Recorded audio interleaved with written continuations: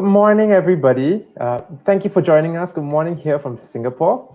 And for all our global audience members, good afternoon, good evening, good night from wherever you're at.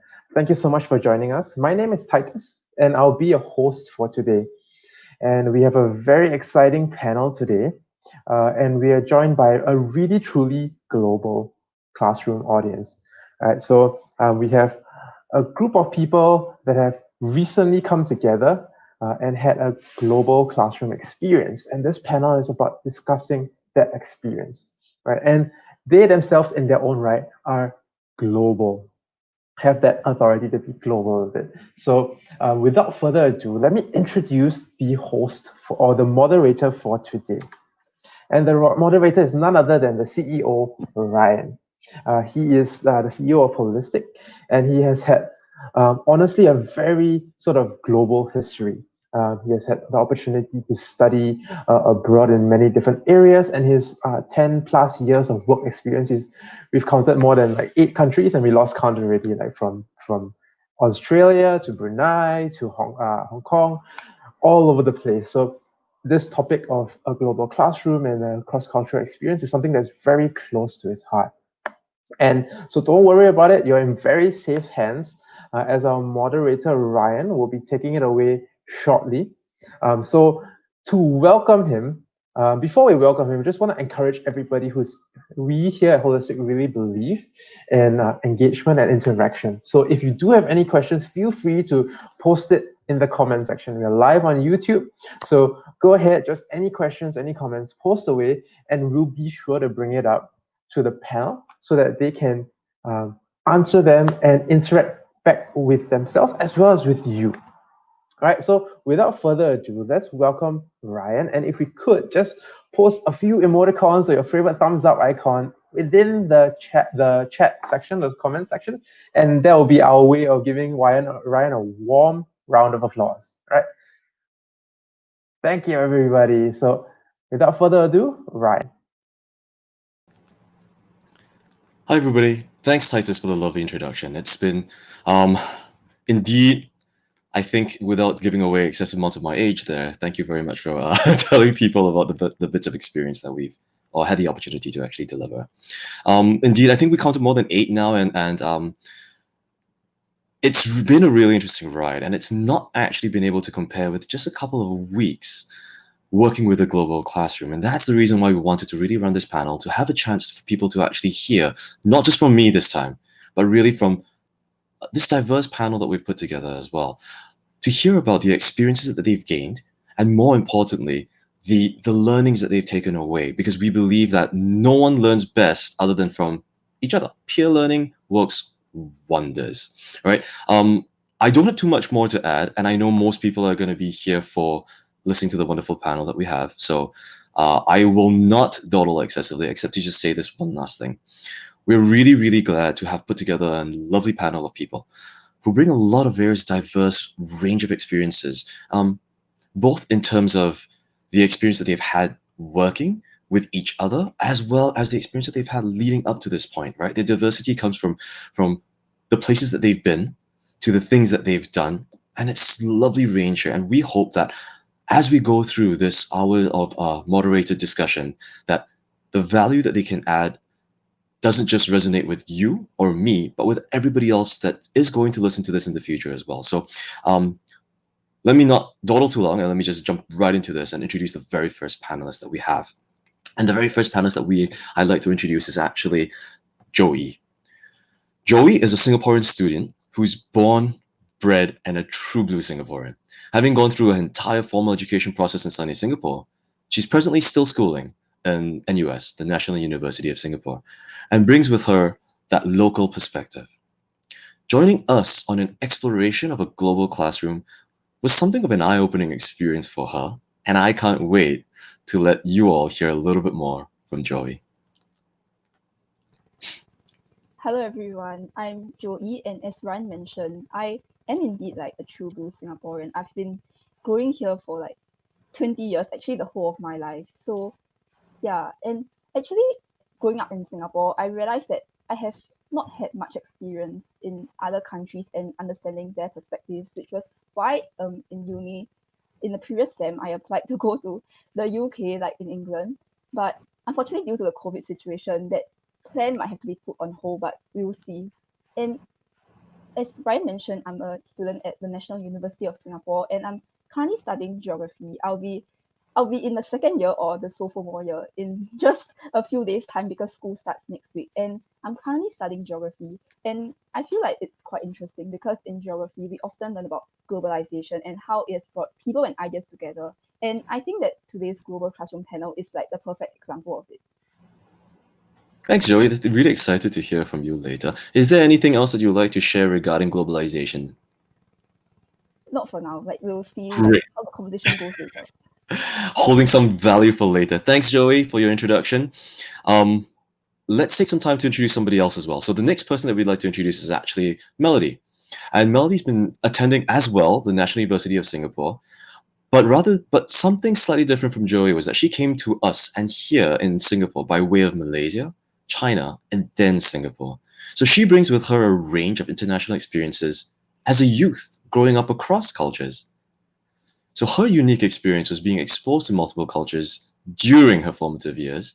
So it allows her to speak with a mindset of both passion and experience about living and not just being part of a global classroom. So let's say hi to Melody, please.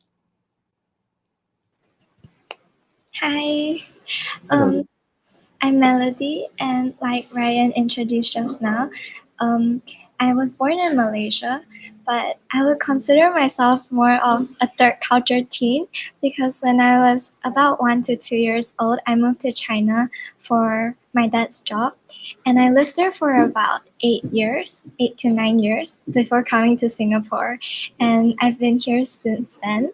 And right now, I'm also studying in a local Singaporean university called NUS as well, like Joey, and I'm majoring in life sciences. So, despite being born in Malaysia, I've never really lived in Malaysia. Like for a long term of period, I would only go back every so often to visit my family there or like to celebrate like national holidays and things like that. Yeah. So while I was here, I was also in an international school, and I think that gave me a little bit more experience with cross cultural communication and working with people from different backgrounds a little bit more. And yeah, I think that really did help me as well when I started in the global classroom. Yeah, I'm excited to share more later. Everyone's holding back a little bit, and that's just exactly the way we need it. Thanks, Melody. I'm sure we'll hear a lot more from you later as well. I guess up next, we'd like to welcome Payan as well. So, Payan is a Singaporean student who, after going through her formal education in Singapore, decided to take the plunge and go overseas to undertake a degree at University College London, UCL. From a prior conversation with her, I found out that she has been convicted of the necessity to experience learning globally, especially after an overseas internship. So she brings with her a little bit of a different perspective of a local student going overseas to be presently an international student. So let's welcome Payan, please. Hi Morning. everyone. Morning. Hi, I'm Payan, and as Ryan said, I'm currently studying at University College London. Over there, I'm pursuing the Bachelor of Arts and Sciences, and I think it's really given me a very good exposure to the different mindsets there. And I think that's also helped in my experience here in the global classroom. Yeah, I've also had prior experience immersing myself overseas. That would have been my internship, as Ryan mentioned as well. Yeah, I've actually immersed myself in Beijing actually. So over there, I got to experience the whole cashless society firsthand, and it was really eye-opening. So through the global classroom, I also wanted to find out more about the different mindsets that individuals had. And I think what was interesting about the global classroom was that we never actually got to meet people in real life before getting together online. So that was a whole new experience for me personally. Yeah. Great. Do you want to share a bit more of the cashless society? I'll save it for later too. Okay. Thank you, Payan. Indeed, we will definitely get to a few of these things later for sure. So last and definitely not least, we'd like to welcome our last panelist, and that is June. June Bayer is not a student in the traditional sense of the word. She's a CEO of her own educational consultancy, used to specialize in grant writing originally, but does so much more now. And she hails from the United States of America. Her global experience, if I might add, brought her from Hong Kong to San Diego, where she presently resides, and her experiences and unique perspective, I'm sure, are about to value add to everyone, myself included. So join me in welcoming June, please. Hi, Ryan. Hi, everyone. So it's evening for us in San Diego. And so, yes, I was born in Hong Kong, but we immigrated when I was 2. And so my Chinese, my Cantonese is very poor. In terms of a global classroom, just listening to the others, so I grew up in Southern California and then went to college in Southern California. But then for graduate school, I moved to the East Coast of the United States. So I lived in Baltimore. And then before that, I actually also lived 6 months in Sweden. So when I did my study abroad, I lived in Lund, Sweden. And that was inspired because my roommate in college is from Sweden. And so I've lived with international students. And then when I went to Baltimore, it turned out that my roommate there is from Japan. So I have had roommates who were from Sweden and then also from Japan. And then I'm Chinese, but my husband is Caucasian. And so it's also an interesting to have, multicultural family. So yeah, that's a little bit about me. Indeed, a very global perspective. So, Baltimore for at least your graduate school, was it? You were saying? Yes. So both West Coast and East Coast. Yes, and then Northern and Southern California. So those are also different cultural communities. So it's very Indeed. different. So yes. Great. Thank you for sharing, June. I believe at the moment, after all the introductions have been done, we're going to pull everybody back up on screen. So while that's happening right now, hello, welcome back, everybody. Welcome back. Hi, I'm so glad to have everybody back. So really quickly, I'm not going to take up too much of our time here, but we've already heard a few, I guess, overarching topics that have come out. And the very first one that I like to just throw out there immediately is going to be about the global classroom that you all were mentioning. And that, did you ever encounter any challenge, be it in the global classroom or at some point in time, that you think is going to be important for our viewers to hear about? I'm going to direct this, okay? And I'm going to go, Joey, take this away, please. For me, I felt the global classroom experience was actually quite smooth, partially because my partner was very cooperative and good to work with. But I think one major challenge that I faced was having to circumvent the time differences, because sometimes when he would contact me to discuss about the project, it would be like at 3 a.m. in Singapore. So obviously I was not awake to see the messages. And when I woke up in the morning, I saw it, I was like, oh my God, it's 3 a.m. Like, how did he expect me to see it? Because sometimes he would send multiple like messages like at like 3 a.m., 4 a.m. So I was a bit like, like the time difference is like really kind of affecting the way we work. But I think eventually we managed to circumvent it. Like when we did Zoom calls, we did it at 8 p.m. my time, just 1 p.m. his time. So it would be a good time for both of us to discuss at the same time, because like it's normal timings for both of us. So I think that was one way in which I overcame that time difference. And actually another challenge I thought of in terms of not the global classroom experience per se, but previously I was working in this company and my colleagues were all they were all from European or American regions. So I think the cultural differences were like very obvious. Like sometimes when it's quite a minor issue, but sometimes like we went to the food court for lunch and like in Singapore there's this dessert called ice kacang. So if for those who might not know, it's ice and then they have like syrup all over it. So when my colleagues went to the food court, they were saying, why is this dessert so strange? It's just water and sugar. Like, why do people like to eat it? And then I had to explain to them, actually, there's more ingredients inside. It's more than just water and sugar. And finally, they were convinced that the dessert was nice. And they finally tried it and they agreed, yes, it's quite nice. So I don't know, that was quite a refreshing experience for me because personally, like having grown up in Singapore, I have indeed interacted with people of different races. Like previously, I had this Korean classmate, but because they'd been growing up in Singapore for many years. So when I spoke to them, it felt as though I was also talking to fellow Singaporeans, and the cultural difference was not that big. So I think having been to this global classroom and also having worked in the company with many international colleagues, it really sort of opened my eyes to like the cultural differences that exist between us. And it also taught me to be more culturally sensitive and culturally intelligent. Great, thank you. I'm actually curious. June, do you happen to know what ice kacang is that Joey mentioned? So I've been to Asia many times. I feel like I've had it. I just didn't know the name. So If not, I was going to ask her to see whether she wanted to actually elaborate a little bit more about that. But but thanks, Joey, for the sharing. Is there anybody else who would like to add on to that, or just heard something that'd be really interesting to talk about? Personally, oh, you want to go first? Okay. Personally, I also agree with Joey about the fact of the time difference.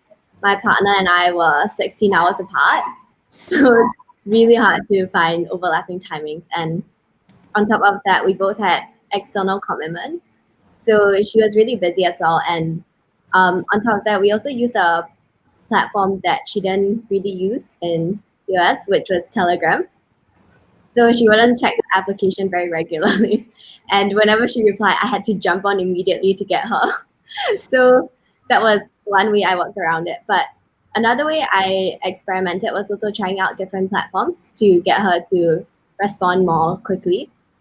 So one of the options I used was email, which was surprisingly a lot faster than Telegram. So I stuck with that from then on.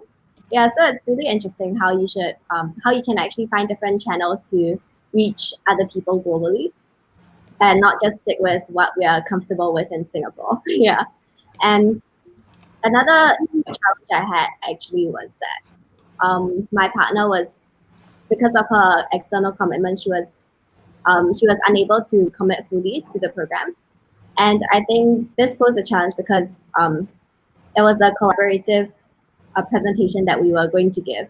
So for me, it was challenging to reach through to her to get her on board with me on collaborating for the project. So I think a few tips that I put into practice was that I actually showed some vulnerability by telling her why I was nervous about this presentation, and perhaps getting her to understand where I was coming from and why I was so apprehensive. For example, I invited many people to watch the webinar, and I just wanted to perform well for others. So in that sense, getting her to see it from my perspective was helping her to empathize more and relate to where I was coming from. And she was much more willing to participate and contribute from then on. Yeah.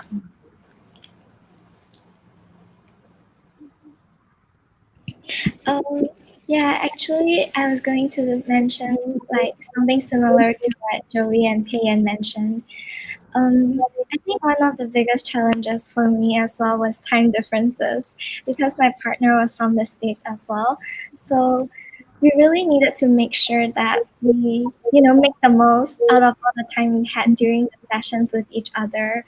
And I felt like we really needed to be understanding for each other as well and just really commend them for being there, for them willing to put in that effort. Because for my partner, like whenever we had the weekly sessions together, it was nighttime for her, like about dinner time around 6 p.m. And then for me, it was around 9 a.m. So I really respect her because for me personally, like I feel like I wouldn't be able to work well right before dinner. Like I would just be like, oh, I'm hungry. It's gonna be dinner in like a few more minutes, But she was really willing to put in that commitment, and she was really driven to work together, and that's why I really respect her as well. And I know like on my part as well, because 9 a.m. is definitely not my most productive hour of the day, and so I feel like there are times when I'm more slower, like I need longer to get my train of thoughts together, or even to just get in the flow of the discussion,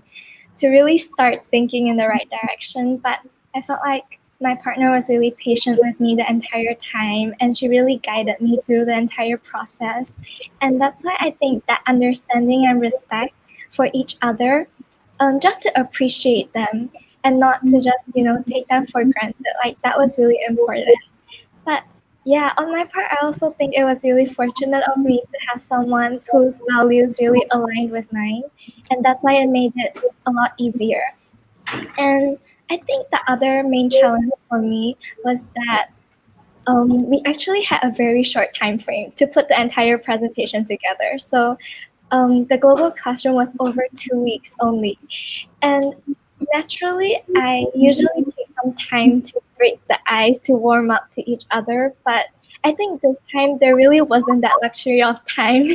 And it was like we had to really seize every opportunity we see each other because it was so difficult to come by. And in total, we only had 4 times meeting each other without setting any time apart on like for ourselves. So yeah, I think we really learned to maximize and treasure that time to really steer forward the discussions, to really get into it. And I thought that was really important as well. So having that alignment in our objective, like what do we want to achieve? Like we needed to be very clear about that at the very start. And I think it did help because, for example, Ryan was the one that was hosting most of our courses, and then he would give us guiding questions or prompting questions to help us to think more clearly, like what message do we want to say and what medium do we want to use to convey that message? How would it be more effective? Like when we had those in mind, it was easy to maximize the time that we had. So I think that was really helpful for us to, get the direction right as well. Yeah. That's great. That's really interesting to hear. So far, we've heard a lot of things that we I'm sure we'll touch on a little bit more later as well. But things like alignment of value, understanding and respect, dealing with so many of the situations, be it time zones, or even just a short time frame, and that speed that you need to be able to, like you say, build rapport, find out, get on the same page with people. Goodness, it sounds like it was a really challenging experience. How was it like for you as well, June? Well, for me, I haven't been a student officially for a very long time. So just to be in the mindset of being a student for me was different, right? So, and I felt like it was a challenge for me because at the same time I was doing this as a student, I was working with 180 students who were my interns. And so I felt really compelled to, I say to them, I wouldn't ask them to do something I wouldn't do myself.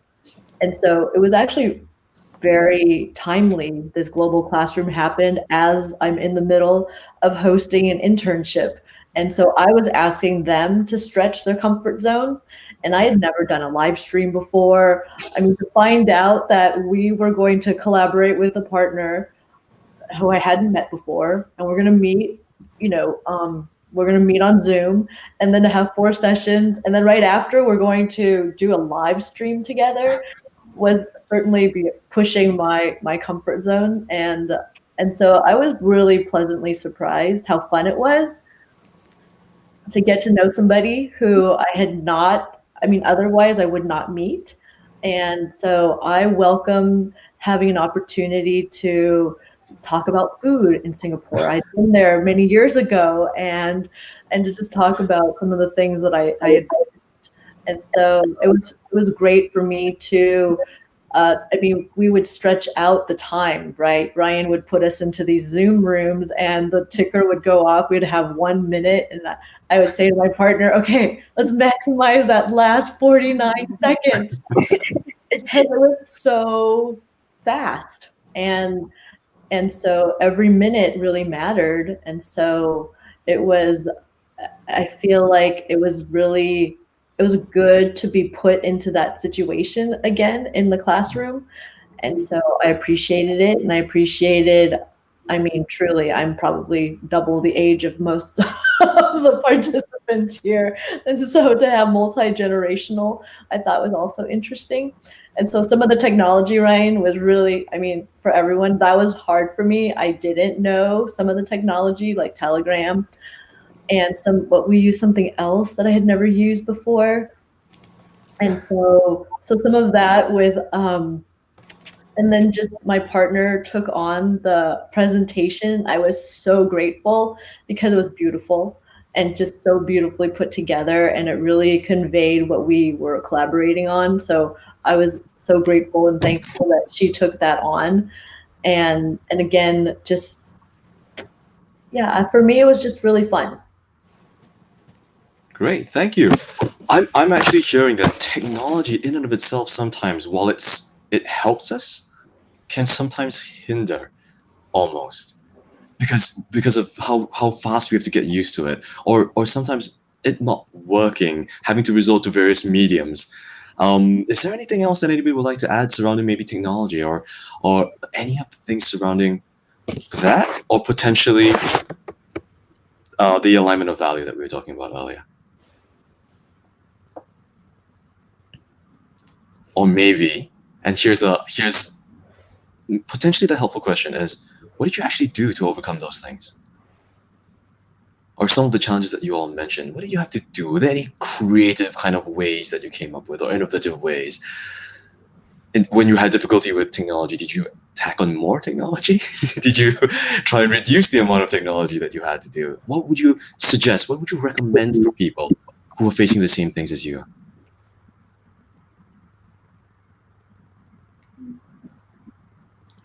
I actually just didn't use one of the technologies. So you had suggested that we use Flipgrid for something, and I think I just skipped that whole assignment. and then I did get comfortable with Telegram, and so even for this session, I know that we were communicating using it. So I appreciate just knowing more technology. Yeah. Great, thank you. I think like for me, because in Singapore recently, Telegram is quite popular. Like I would say, especially among university undergraduates, it's like one of the number one communication platforms that most students use.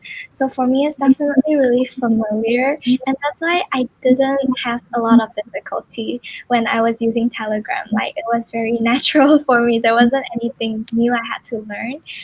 But I think like what Pei mentioned just now, like it would definitely help to understand your partner's like their needs, like what they're comfortable with. So if they're more comfortable with emails, for example, then maybe we could both like compromise and use emails, because I know that emails is always still used even for students like us. And yeah, I just think that that would be a lot more effective. And yeah, it might be hard to require someone from a completely different background to suddenly get used to using a new communication platform, especially since we only had 2 weeks. Like sometimes it's just not very practical. But I think, yeah, the best would really just to be to talk about it and to find out a way that both agree on. And I think that would be the best way to overcome technology, like just to find a middle ground. Yeah, and just again have that understanding that not everyone is used to the same or exposed to the same kind of technology, and yeah, be understanding about it. Yeah, and about the part on aligning your values, I'd say that was really like a very important part of teamwork.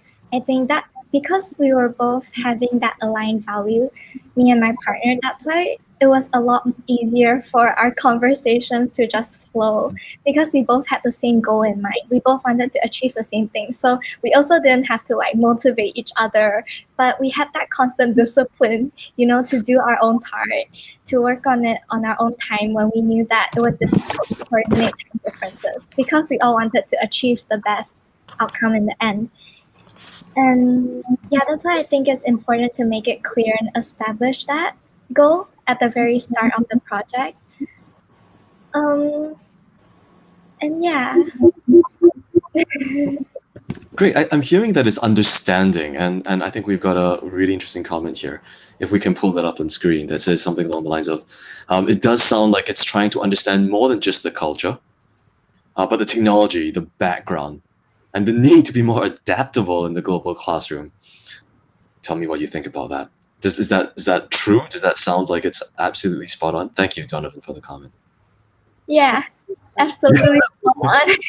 That's totally spot on.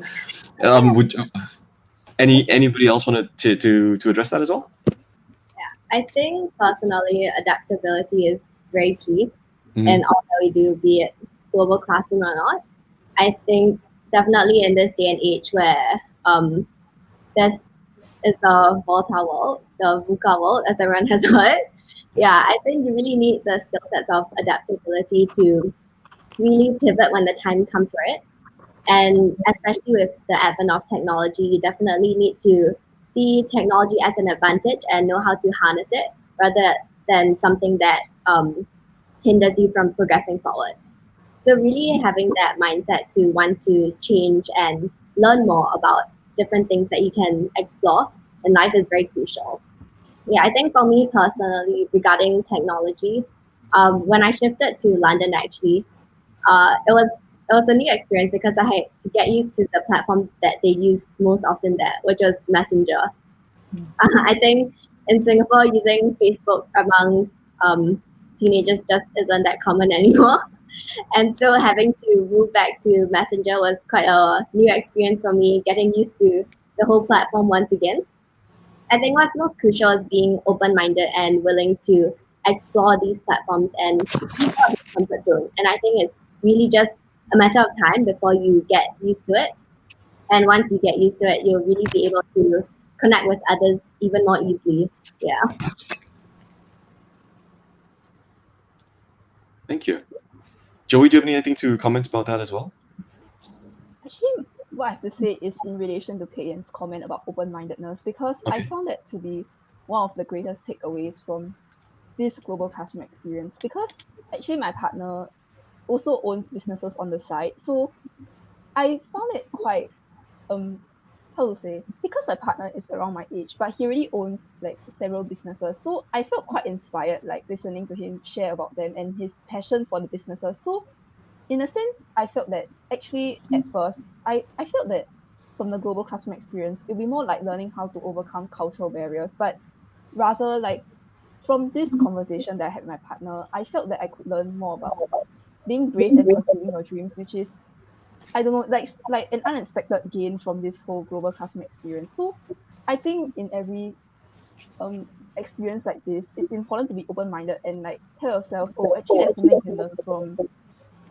Sorry, is there like an echo? Slightly when you are speaking, Oh, but I guess that's okay. We can still hear you quite clearly, though. okay. Well, anyway, what I was saying was, I think in every experience, you have to be open-minded and tell yourself that actually there's something you can learn from everyone. Like, even beyond the cultural barriers itself, you can learn about people's values and like seek to be a better person from the in the process. Like that was what I had in mind when I listened to Pei Yan's comment about open-mindedness. Great. So what you're saying is really to expect the unexpected. Yeah, If you were giving advice to somebody, you would say expect the unexpected. Just be open-minded about whatever will come along. Is that about right as well? yeah, because you never know what values people can bring to the table. So I think it's important to keep in mind like what values that people can bring and like be open-minded in general rather than having various stereotypes. Wow, that's really it's really strong there. Have the values there in order to overcome some stereotypes. Do you think that then? I guess this question is for everybody again. Do you think that stereotypes cloud our vision of people, especially when we're talking about a global classroom? Then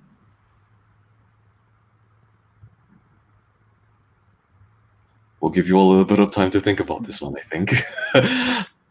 Do you think it's very common for that to actually occur? For stereotypes to potentially cloud our vision and block us from I guess embracing the global classroom, the global idea of it?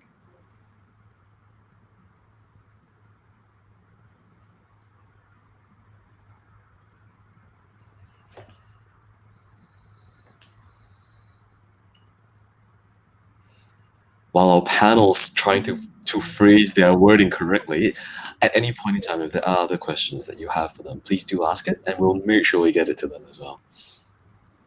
I think so. Mhm. I think stereotypes do cloud our perspective, and but it's like almost built into us. Like I feel like everyone would go into it with certain types of stereotype. It might not be to a big extent, but I feel like we all have existing thoughts about people in general, about different cultures, and that's especially true, I'd say, if we lack exposure. So if you've always grown up in the same country, in the same place, then you're exposed to certain values, you're exposed to certain things that are passed down either from your family or from, people around you. And I think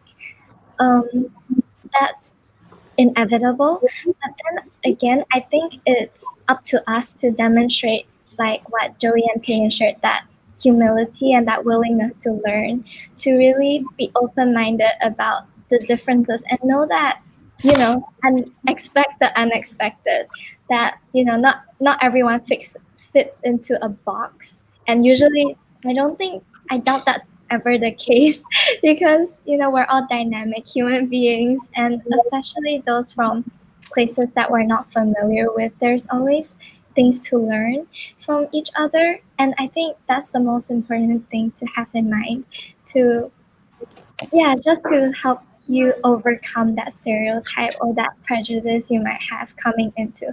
And I think the more difficult part sometimes is that you might not even realize you have those stereotypes or prejudices until you are really put into that situation, until you really have to work with another person. Then sometimes I think, for me, like I also tend to overthink a lot. Like, what if my partner doesn't agree with me on this? What if they just don't understand what I'm trying to say? What if I just can't get my point across? But I think, just be open-minded, like, and just be willing to see the person for who they are. Yeah, instead of, making them who you think they are. Yeah. It's very well phrased.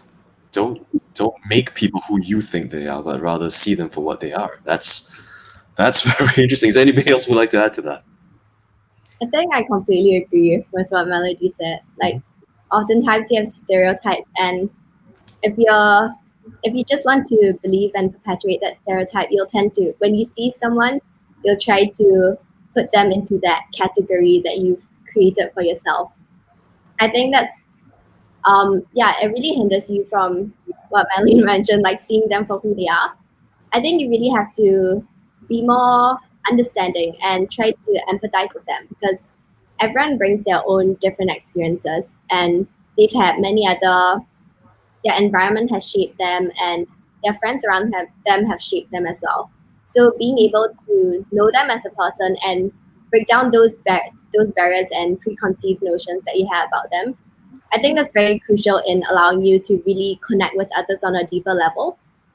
I think that's what really communication is all about, getting to know people for who they are and what they truly stand for, and and being able to build a very deep and intimate relationship with them. Because after all, I think human existence is built upon relationships and relationships. And so getting rid of those stereotypes that you had will really allow you to forge those friendships. That's crucial in life.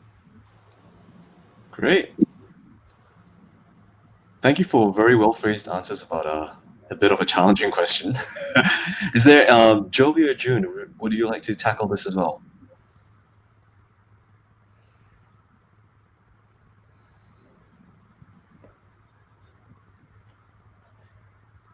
Personally, I also think that stereotypes will cloud our vision of people in fully embracing a global classroom, because, I mean, normally, like when we have stereotypes of people, they're probably perpetuated by the media. So if they keep, like, the echo chamber thing, like in the media, so like you'll keep thinking that the people are really like that, and then you will, like, when you really see these people in a global classroom, you may think that, oh, these people are truly like that. For example, if the media portrays certain people to be like rude and like quite lazy, then you may also think that in real life people are like that. So you may tend to like shoulder everything yourself, and you're not even interested in talking to the person and like engaging the person. But in reality, the person might not even be like that. The person might be very diligent and totally a long shot from what you expected. So I think, as Melody has mentioned, I think it's important to have the spirit of humility and like tell yourself that stereotypes are not very healthy, because you're just categorizing everyone as a certain under a certain label, and obviously like not everyone will fit under this label. So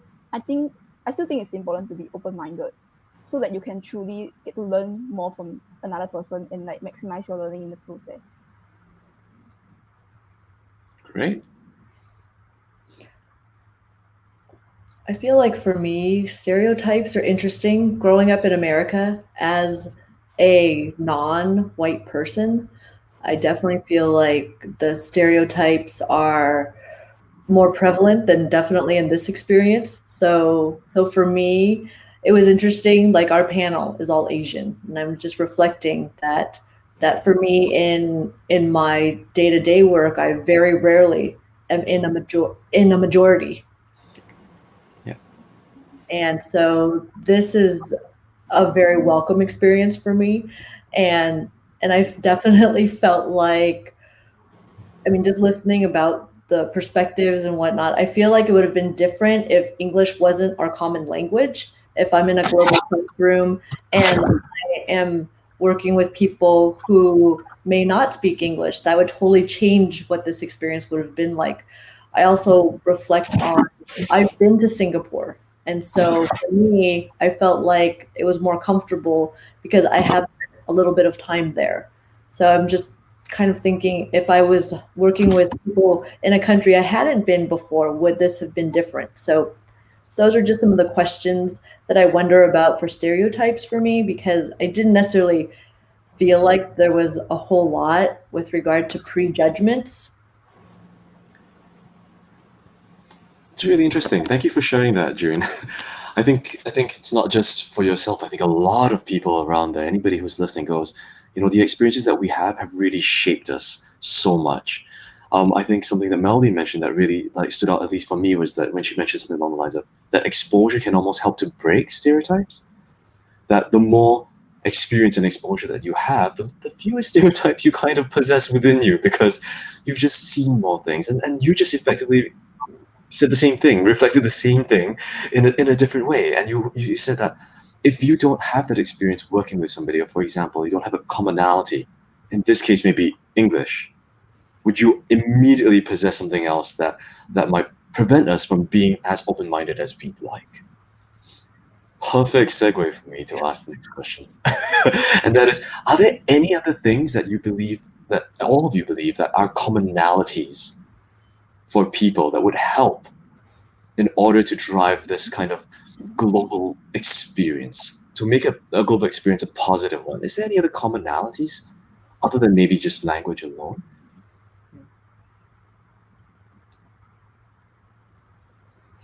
Well, I feel like it's self-selection. Okay. Okay. Choose to be here. Sorry.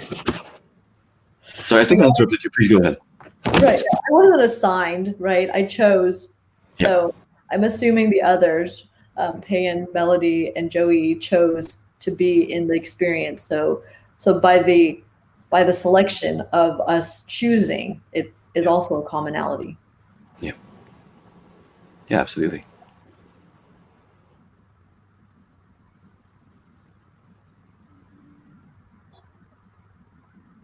I think there will also be, for example, where your interest lies. There will definitely, I think, once you talk more and communicate more with the other party, you'll find something that you guys share in common. So for my partner and I, were actually quite interested in creativity and innovation, actually. So we actually had quite meaningful and fruitful discussions of creativity and innovation, and really finding out about more about their about our opinions on these different topics. For example, which one is more important? Even though on a general picture it seems like they are clashing, but once you dig deeper, you can actually find how these these topics actually intersect with one another. And from there, we were able to build out our conversation because we really had something in common to talk about that we are both passionate about. And really just being willing and open to learn from one another. I think that's something that we all had in common here coming into this global classroom. Although we didn't know what exactly we were to expect out of this experience, just being able to have a growth mindset and be willing to learn from this experience, I think is something I could say we all had in common. Yeah, we're all really willing to share our own different perspectives. The sessions we had were really interactive and encouraged a lot of communication between us all. And so having that perspective of just being willing to learn and willing to put ourselves out there to share our opinions with others who come from different backgrounds and may not necessarily understand us was something I saw amongst all those who attended the global classroom.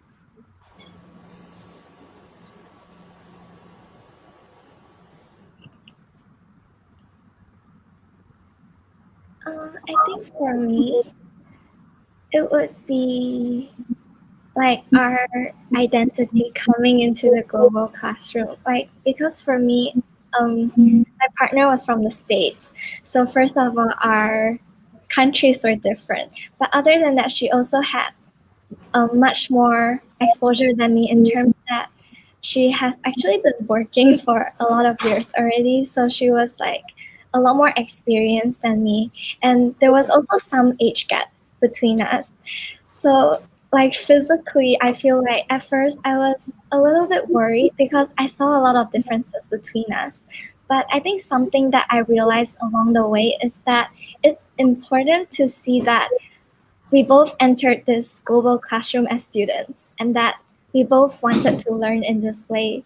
And so it was important for me to realize this because that way I can really see us as equals in ways that we're both trying to learn and we're both trying to, just to gain a new perspective, gain a new experience out of this. So it didn't matter that she was a lot more experienced than me, or she might be a lot more knowledgeable than me as well, but to really to see her in that equal light, I think that was a commonality for me that I really had to define for myself. Just realizing that we're not as different as we might look, but we have the same. We just have the same heart. I think for joining. Yeah, I think that really helped.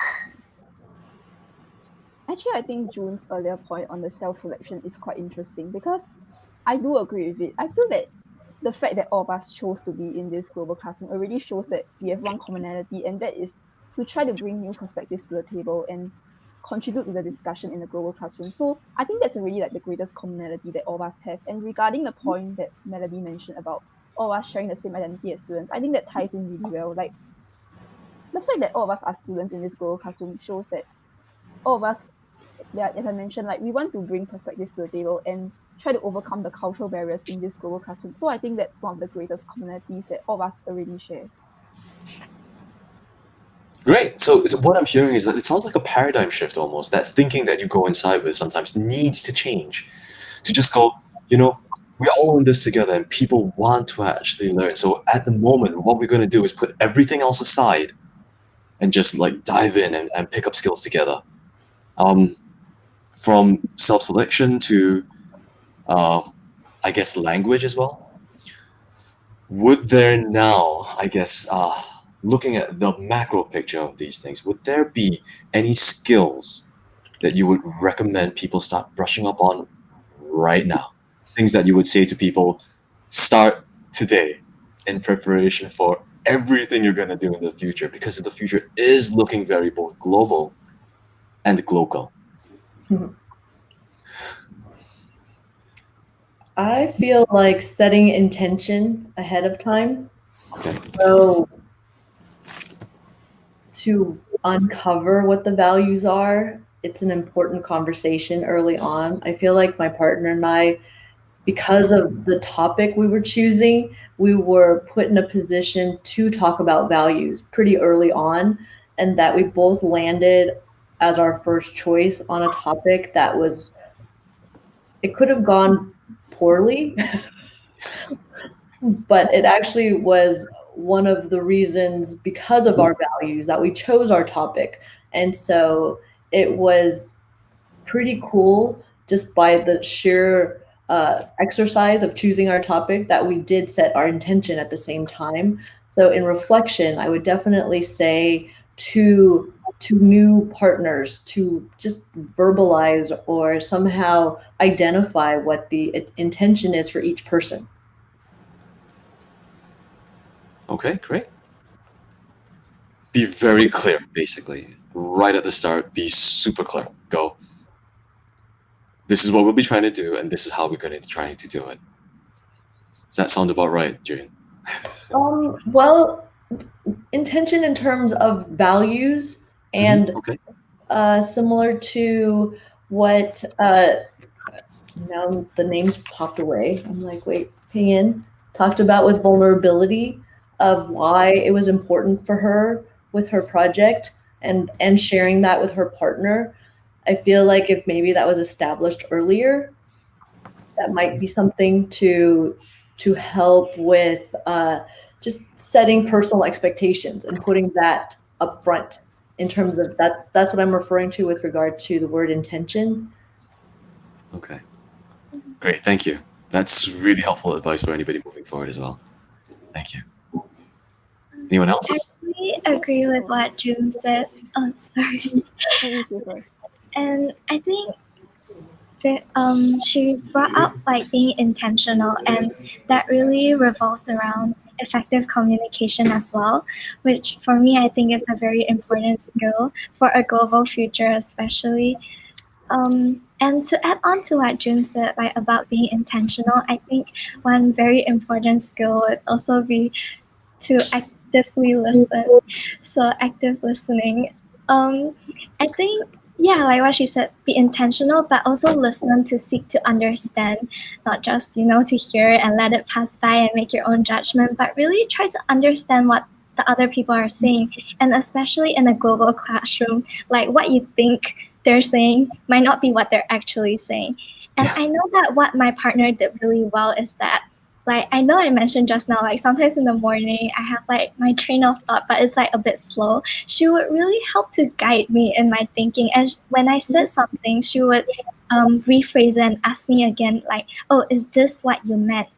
And I think that really helped me to clarify my own thoughts, but it also really helped her to understand me better. And that really built a mutual trust between us and really made our communication much more effective. Like when we were having that like back and forth.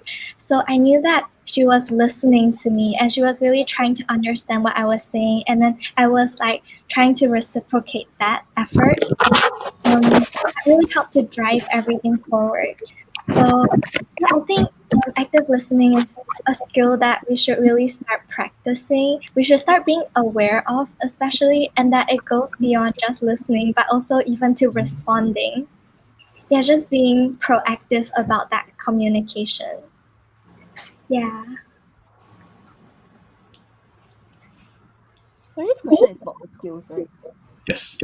Absolutely. That's actually my answer is a bit different from them. Like the first skill that I thought of that was very important was cultural intelligence. And I'm saying this because previously I had, as I mentioned, I had worked in the company with many international colleagues before. And actually this job was quite interesting because sorry, this company was a florist company. So for my job I had to interact with florists from other countries such as in England and I think even Germany. So it was quite interesting because, like as I mentioned, I had never interacted with people from that culture before, but it was also a bit difficult because in the process of working with these people and trying to draft up partnership agreements, there were also many disagreements that both of us had. And one of them was the flowers to be used in the floral arrangements that they would sell in their own country. For example, I don't remember what flower it is, but there was one flower that for us in Singapore, we thought that it would be very suitable, but they said that it was kind of like a taboo for them. So I was a bit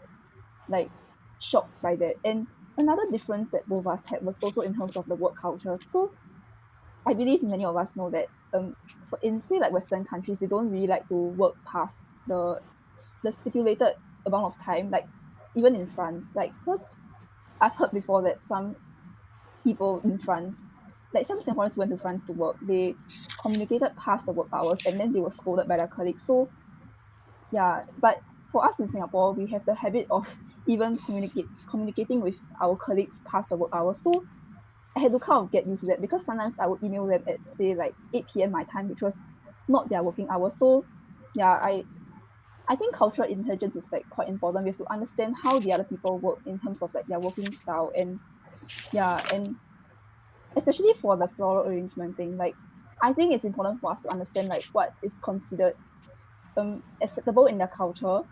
So yeah, I think cultural intelligence is like something we really need to develop, especially in a global workforce and in a global classroom, where the chances that we have to interact with people from all other countries is like increasing. So yeah. Yeah, I Absolutely. definitely agree. Sorry. Yeah. I agree with what Joey said actually. I think having that sensitivity and awareness is very important. I think it's very important to be respectful of each other's cultures, understand what the differences are, and ensure that you don't cross those boundaries, because once you do it, it will definitely damage the trust that you guys share, and it'll be very hard to build up that same relationship. So being very aware of each other's cultures and how you can actually try your best to understand and be sensitive towards them. And I guess one important thing is not to pass judgment so easily. Really know where try to understand the roots from where these cultures stem from, and perhaps you'll be more willing and open to sharing these experiences with them. And I think another important thing is to try and immerse yourself in the environment if possible. Actually, so for me, this would have been going to Beijing for my internship. Yeah. So as I mentioned earlier, I experienced the cashless society, really getting to know their lifestyle and their way of doing things. It was very interesting for me because in Singapore, I've always carried cash around. So when I first went to Beijing, I didn't set up my credit card yet. So at that time, actually they used WeChat Pay there. It's a whole ecosystem WeChat is a whole ecosystem that they use, and it's very integrated. So yeah, that really blew my mind, because when I went over, I was still carrying cash with me, and I wanted to buy coffee one day, and the vendor had no cash on him at all. So we actually had to walk around to a few different stalls where in order to find someone who had cash, and I had to change my cash with them and slowly pay him the exact amount, because he didn't want to keep cash either. So it was a very eye-opening experience, and I will only have experiences if I really immerse myself in that culture. And I understand that this isn't really possible right now due to COVID, but I guess being able to one thing you can do is put yourself out there and be open to having conversations with individuals who are from different cultures. So even though you may not be directly immersing yourself in that culture, you can still learn a lot from having conversations with others and learning about their perspectives. Great, thank you. I'm hearing a lot of really good points. Really quick though, we do have a question about how can we communicate better across language barriers. So maybe let's just take this as the last kind of question, because I'm sure some people will have, I'm sure we all have a few experiences about how do we actually communicate better across the language barrier, or if there is one, potentially, how can you potentially still communicate better across a bit?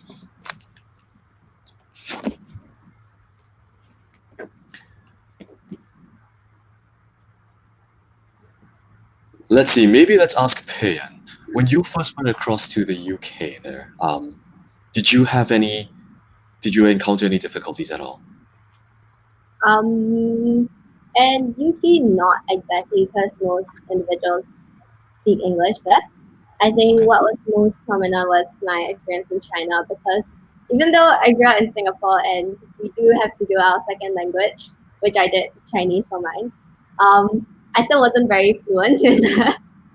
So I think what was important was for me, I was trying to use hand gestures to show and indicate to people what I was saying, because at the time I still really wasn't fluent in that language. Yeah, so trying to show hand expression, hand gestures, and I think another very important thing is using your tone.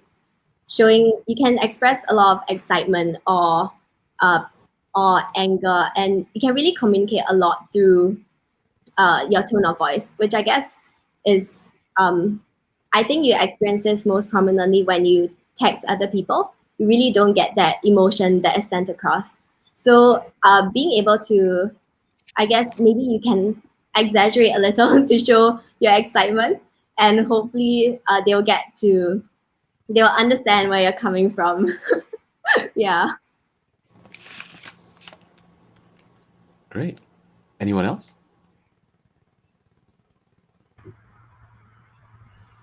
Translation apps. Absolutely. Embracing technology, translation apps. Why not? Have you actually used one? I know when we were in Asia, I would pull up Google Translate to try to translate signs to just try to understand what they said.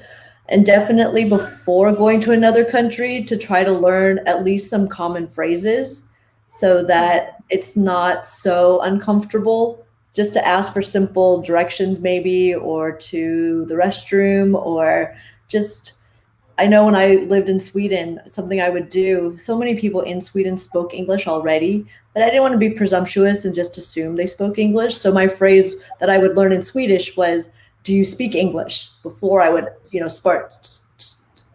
just begin speaking in English, just to try to speak in some Swedish. And so I feel like there are things to do beforehand, and then to definitely use technology. So now I feel like with these different apps to try, even if I could hold up, some of the translation apps, if I needed to communicate with others in another country, I would definitely use the technology. That's where technology is very helpful. Absolutely. Absolutely.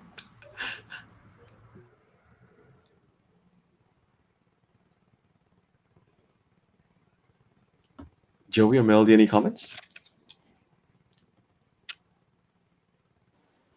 Yeah, I think I agree with what both June and Pian said. Like, I think the tone definitely conveys a lot. Like, the body language, especially, is very important because sometimes it really speaks more than what we say verbally.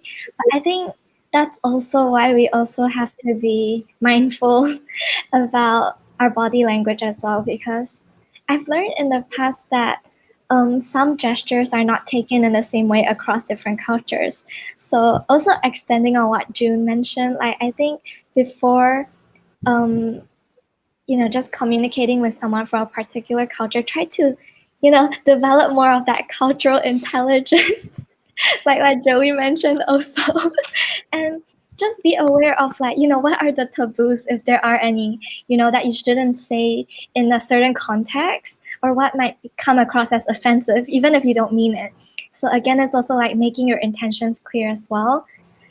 And yeah, I'd say usually when you try to understand someone's culture and you really make an effort in trying to communicate with them, then they really see that beyond what you can do or how accurately you can convey. Like, I think it's really about that intention. When people see that you're really trying to understand them and connect with them, then I think it really goes beyond that language barrier, and you can they'll really appreciate it. Yeah, and so just have that the correct attitude, I think, to approaching it as well. Be sensitive about it, but also be show empathy as well. Actually, I think this question on communicating better across language barriers is quite interesting because I think it really came to life when I was working in the company whereby we had to talk to the international florists. So previously, before I went for that job, like there was this intern, and I was basically took over her. So she told me about this experience she had with a Korean florist. So basically, she was from China and she couldn't speak Korean. So what she did to overcome that language barrier was she apparently hired a Korean translator to type out the emails for her, and it really paid off because I think the response rate from the Korean florists was very high after that. Like they really all responded to her, and the responses were very favorable as well. So I think what Melody mentioned about the intention, like the fact that she hired a translator to type out all the emails for her, I think that really showed that she was sincere in engaging with the florists and establishing partnerships with them. And actually, my company also asked me to do kind of like the same thing because many of them couldn't speak Chinese, and we had to talk to this person who did deliveries for the corporate company. So they asked me to talk to him because I was the only one who could speak Chinese. And in the end, I think it also paid off quite well because we managed to extend the contract that we had with that company. And I think the deliveries also were quite successful. So yeah, I think it's all about the intention and appearing sincere by asking someone who's more experienced in that language to help you circumvent that barrier. So I mean, in the process, like the communication will also be clearer. Like you will know exactly what the person is talking about, and there won't be instances of miscommunication, which I don't know. I feel like they might arise if you you only use like hand gestures, or like it may not appear like clear enough. So like for me, that was the experience that I had. Great. Thank you, Joey. I think that's really interesting as well.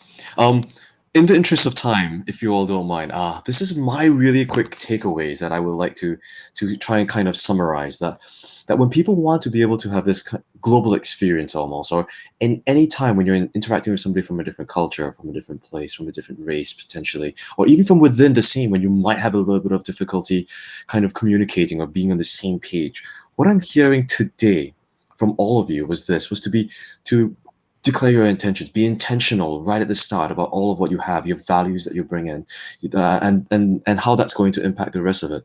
To immerse yourself by being by building trust with people, really, by respecting their opinions, their cultures, and understanding their working styles, the experiences that they have, all of their background and their knowledge, really to just embrace that kind of cultural intelligence. With sincerity and empathy. That's kind of what I've taken away, and I hope that that's a decent summary from everybody. I'm super aware of time, and I know that this conversation has just flown right by. So I would like to take this time to thank every single one of our panelists for being here again with us, for taking the time out of your busy schedules. And I'm really excited, and I hope that every one of you had a really interesting time. There are still questions, but we won't be able to take them all. So potentially after that, if you do want to reach out for everybody, please find all the panelists on their own socials, I guess. LinkedIn for everybody, and for Joey in particular, find her on Instagram. If you do want to, just reach out to us, and I believe that Titus will actually have the opportunity to close up for us as well. So thank you all again for being here, and let's turn the time, if we can, back over to Titus.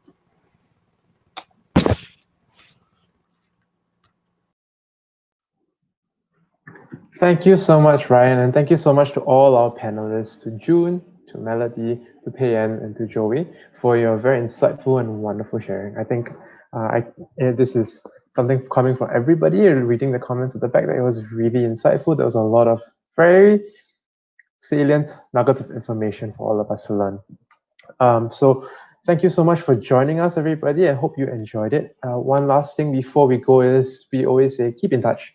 I would love to hear from you. I love to have carry on a conversation. We are deeply passionate here at Holistic about learning and growth. So just keep in touch. And we also have been putting out sound bites. In fact, actually, Melody and Joey, soon to be Payan, have released some of their own podcasts with us on our Holistic Soundbite. So if you're interested, please go ahead and listen to that. If you do have some time, do scan the QR code and give us your honest feedback. We are always interested in improving whatever we are doing to serve everyone better. So with that, I think if we could, everybody in the chat, give everybody put your thumbs up or your emoticons in the chat just to show the panelists some love and some appreciation for their wonderful time and their insightful sharing. And with that, we're going to thank everybody for joining us once again. Keep in touch and stay safe. Bye-bye.